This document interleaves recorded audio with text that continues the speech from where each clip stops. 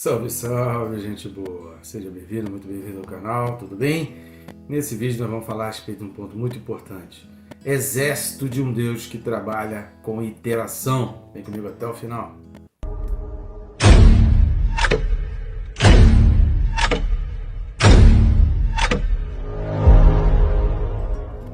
Não sai daí, né, querido? Aproveita e já se inscreve no canal. Clica aí no botão de se inscrever bem rápido e fácil. Aproveita e clica no sininho para que você seja notificado e não perca nenhum vídeo que está aqui no canal. Estamos trazendo não mensagem, não é pregação, mas estudo, exposição da palavra para que você tenha um conhecimento das coisas que estão acontecendo, principalmente com relação ao Apocalipse, Gálatas, Efésios.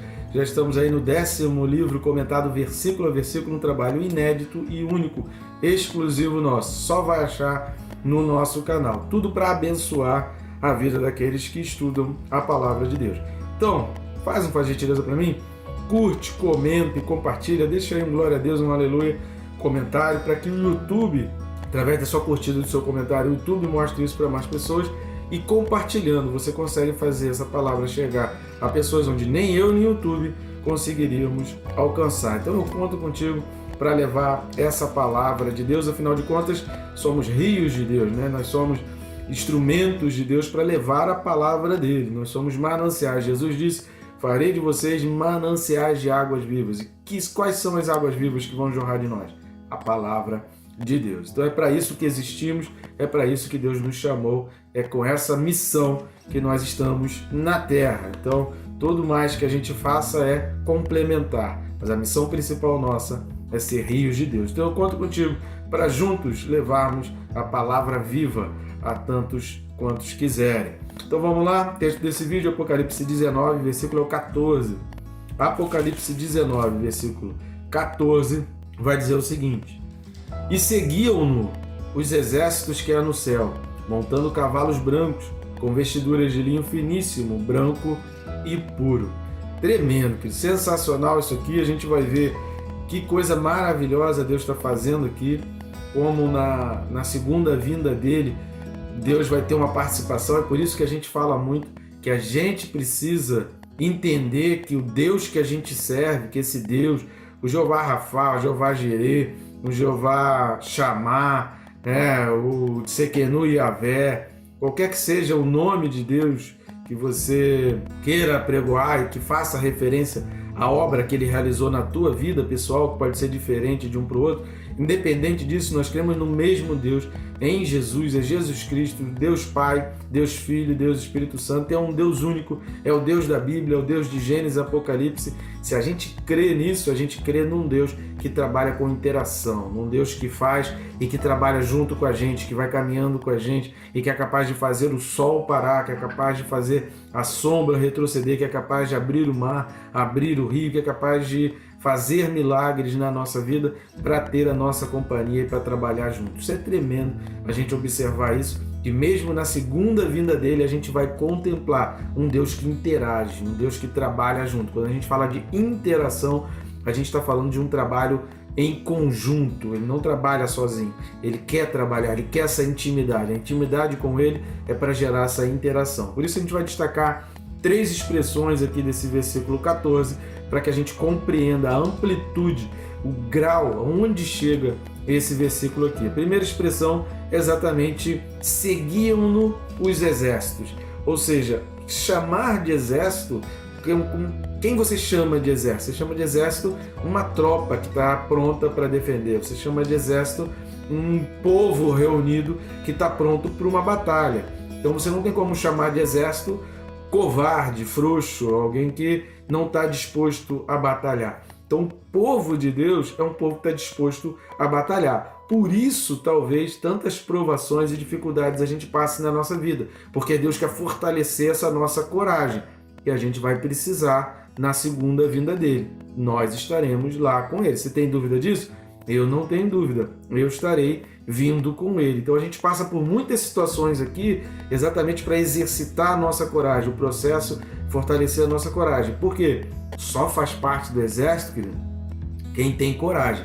quem tem disposição, quem está pronto para a batalha. Então, quando ele chama de um exército, ele está chamando de um povo pronto para lutar com ele. De um povo, ele está dizendo, eu vou vir, eu vou descer, eu vou vencer a besta, mas eu não vou fazer esse trabalho sozinho. Vocês vão fazer isso comigo. Então é uma batalha conjunta, mas a gente não pode esquecer que é uma batalha, que é um exército. Jesus vai descer, mas vai descer com o seu exército. É por isso que precisa subir antes. É por isso que nós, por uma questão de coerência bíblica dentro do nosso entendimento, é por isso que quando você não acredita no arrebatamento, você tem que também ter toda uma coerência na sequência.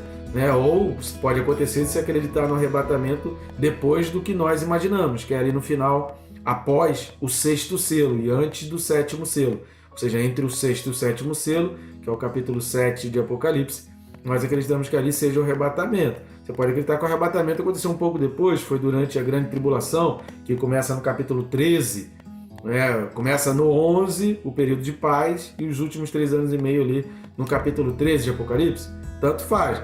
Mas nós acreditamos que há um arrebatamento porque na segunda vinda de Jesus, na descida dele, existe um exército com ele, existe o coral Aleluia, que não somente vai cantar, mas vai estar pronto para guerrear. Então, quando chama de exército, está falando de um povo que tem coragem, um povo que está disposto à batalha. E será que a gente está disposto? Será que diante de uma dificuldade, diante de uma perseguição, diante de uma escolha, a gente consegue sacrificar, ser um doulos, sacrificar a nossa vontade pelo Senhor? Se a gente não consegue fazer isso em vida, o que a gente vai fazer no céu? Não tem sentido. Então, por isso chama de exército. São pessoas que estiveram dispostas, que durante a sua vida foram doulos, estiveram dispostos a sacrificar a sua vontade pela vontade de Deus. Porque na hora que descer aqui como exército, não vai dar para tomar a decisão lá na hora. Lá no céu já tem que estar pronto, já tem que estar convicto do que vai fazer. A segunda expressão que chama atenção aqui é exatamente do cavalo branco. Repare que o versículo 13 vai dizer que João viu um cavalo branco e o seu cavaleiro, que era fiel e verdadeiro, que no versículo 12 ele vai dizer que tinha vários diademas, e no versículo 13 ele vai chamar de verbo de Deus. Havia um cavalo branco, Jesus estava no cavalo branco. Aí ele está dizendo que esse exército estavam todos montados em cavalos brancos. Ou seja, querido, o poder de Deus está compartilhado conosco. Não precisamos ter medo da batalha, porque Deus está compartilhando o poder dele conosco. Jesus nos permite sermos participantes dessa vitória. Querido, que coisa tremenda é você poder ser participante, não ficar apenas assistindo, Jesus, olha lá, Jesus fazendo. Não, você está fazendo, você está interagindo. Isso dá uma adrenalina, isso dá uma energia, isso dá uma alegria. Contemplar a vitória depois, que dá um prazer pleno, que você vai poder usufruir dessa alegria pela eternidade, sem fim.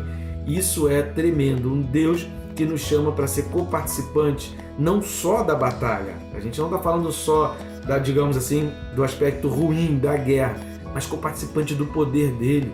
Nós vamos usufruir do poder dele e poder executar o poder dele. Nós somos coparticipantes, co-herdeiros com Cristo. É por isso que Paulo vai falar isso, que nós somos co-herdeiro. Pesquisa aí na internet o versículo que Paulo está falando sobre isso. E a gente vai contemplar essa vitória conforme foi clamado, o clamor lá no capítulo 6 de Apocalipse. Assista o vídeo aí de Apocalipse 6, versículos 10 e 11. Houve um clamor e Jesus falou, espera um pouquinho que a hora da justiça vai chegar. E chegou. E o povo aqui vai não só contemplar, mas vai poder participar junto de Deus, da batalha e do poder de Deus sobre a besta. Ou seja, esse exército que está descendo aqui, ele está descendo revestido de poder, montado num cavalo branco. Significa assim, eu sou igual a Jesus, eu estou no mesmo poder. O que Jesus pode fazer, eu posso fazer também. Então eu estou descendo revestido de um poder que é superior à besta e ao exército da besta que vai estar na terra também pronto para a batalha. Não existe batalha de um exército só, é um exército contra o outro. E a terceira coisa que a gente vai destacar nesse versículo aqui é essa expressão novamente de linho finíssimo. Dessa vez dizendo que esse linho finíssimo é branco e puro. Repare no versículo 8, quando fala da noiva, versículo 8 aí de Apocalipse 19 está dizendo, pois lhe foi dado vestir-se de linho finíssimo, resplandecente e puro. A gente já falou um pouco sobre essa questão do linho finíssimo, e no capítulo 18, no versículo 16 de Apocalipse, vai falar que a besta, que é a grande cidade, que é a Babilônia, também estava vestido de linho finíssimo. Por quê? Porque a gente já falou aqui que o linho finíssimo era vestimenta especial, era vestimenta cara, significava alguém que estava no topo, alguém que estava na high society. Só pessoas muito importantes e muito ricas vestiam-se de linho fino e principalmente branco. O fato de o linho ser branco é porque era novo. Conforme vai usando, ele ia desbotando e não tinha alvejantes para torná-lo branco. Então, quando está falando de um linho finíssimo, já é um material caro, mas quando está falando de branco, é que além de caro, ele é novo, ou seja, ele foi comprado recentemente, então foi adquirido com preço alto. Então, a diferença aqui está no preço pago, que os cristãos estarão fazendo isso. Aí você precisa assistir o vídeo anterior aqui, no versículo 13, que Jesus pagou com o seu sangue. Assista o vídeo que a gente fala exatamente desse preço de sangue, que Jesus foi digno disso porque ele pagou com o seu sangue. Assista o vídeo anterior para você entender melhor isso daí. Então, os cristãos aqui, aqueles que vão descer, eles vão descer prontos para a batalha, eles vão descer com o mesmo poder de Jesus e eles vão descer com um linho finíssimo. Olha, o preço pago aqui foi bem diferente. Eles pagaram preço sem sacrificar os outros, porque Jesus se fez sacrifício. Então eu não preciso sacrificar, eu não preciso passar por cima, eu não preciso pisar nas pessoas, eu não preciso humilhar as pessoas, eu não preciso tirar das outras pessoas, porque aquilo que Deus tem separado para mim, Ele tem separado para mim, ninguém pode tomar. E eu não preciso tomar de ninguém, eu preciso pedir de Deus. Ele é o Logos. Assista o vídeo passado para você entender isso. Ele é o Logos, Ele é a fonte. Ele realiza na minha vida coisas sem eu precisar de matéria-prima, sem eu precisar de passar por cima de ninguém, sem eu precisar tirar o lugar de ninguém, sem eu precisar tirar o poder de ninguém, sem eu precisar substituir ninguém. Eu tenho o meu papel, eu tenho o meu propósito. Deus tem um plano para a minha vida que é especial para mim e que Ele vai realizar para a minha vida. Você crê nisso na tua vida? Que Deus tem algo especial, então não tenha inveja, não fique se comparando ao outro, não fique se comparando à realização do outro, não fique comparando as suas realizações, a sua evolução com a evolução do outro, porque aquilo que Deus tem para você é o Logos realizando na tua vida coisas exclusivas, inéditas e sobrenaturais. Branco e puro, através da santidade, através da pureza, através... Por que é puro? Porque foi purificado. Por que Moisés era o homem mais manso? Porque ele foi amansado. Ele não era assim, ele matou um egípcio, ele era nervosinho, ele era estourado, tinha muita sede de justiça, mas ele foi amansado por Deus. Por isso ele se tornou manso. É como um cavalo selvagem. Você vai amansando o cavalo. Ele não era, mas se torna. Assim também somos nós. Não nascemos puros, mas vamos nos tornando puros através do sangue do Cordeiro. E o sangue do Cordeiro envolve o tabernáculo. Lembra lá de João 1,14. Ele tabernaculou entre nós. Ele habitar ali é tabernaculou. E o que é o tabernáculo? Sacrifício, obra do Espírito Santo, convencimento do pecado, justiça e juízo, presença de Deus. Eu quero, eu preciso, eu gosto e eu não consigo viver sem a presença. Então, para você lavar as suas vestes e que tuas vestes sejam puras, como purificar? Com sacrifício, ser o doulos. Assista aí o vídeo correspondente ao versículo 5 de Apocalipse 19. Sendo doulos, eu sacrifico, aceitando a obra do Espírito Santo, vendo em mim se há algum caminho mau, como Davi falou no Salmo. Senhor, vê em mim se há algum caminho mau e guia-me pelas veredas da justiça. Ou seja, convença-me, me mostra qual é o meu pecado, qual é a justiça que o Senhor quer fazer em mim, qual é o juízo que eu preciso fugir. E presença de Deus, a cortina, o véu que se rasga e eu entro então na presença. Eu passo pelo sacrifício, pela limpeza do Espírito Santo, para quê? Para entrar na presença. Então o meu objetivo tem que ser estar na presença. E esse objetivo, ele precisa começar aqui na Terra. É uma escolha que nós precisamos fazer hoje. Eu e você precisamos fazer essa escolha, aliás, não é só hoje, diariamente, todos os dias na nossa vida. Amém, querido?